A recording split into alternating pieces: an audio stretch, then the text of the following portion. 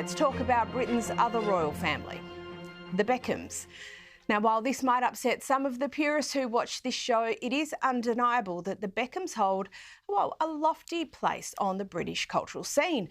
Of course, they're good friends of the King and Queen and the Prince and Princess of Wales, accompanying them on a number of engagements, including the Qatari state visit.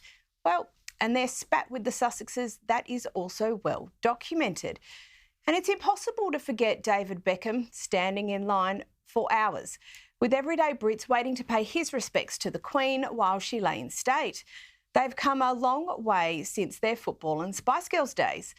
But increasingly, reporting of a family feud between Brooklyn Beckham, his wife Nicola Peltz, and his parents have caused plenty of parallels to be drawn between this family drama and the Sussexes' feud with the royal family. Apparently, Harry and Meghan are supporting Brooklyn and Nicola. Well, that's lovely. And they might be supporting, but I hope they're not offering any advice, given the familial bin fire they've mercilessly stoked. There are also more subtle threads, like Princess Catherine stepping out in an olive Victoria Beckham suit for the British Style Awards. And that sent tongues wagging. But a pointed piece in the UK Telegraph by Eleanor Stiefel proffered the notion that, well, essentially, Brooklyn is joining Harry in the fight against their perfect families. It's described as Brooklyn attempting to break generational trauma.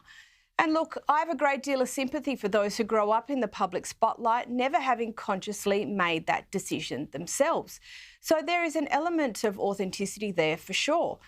But equally, both Harry and Brooklyn have had opportunities in life which would never have been available to them had they grown up with the punters. How much of this is genuine anxiety and desire for freedom, and how much of it is just indulgence, lack of self-awareness? Well, who knows?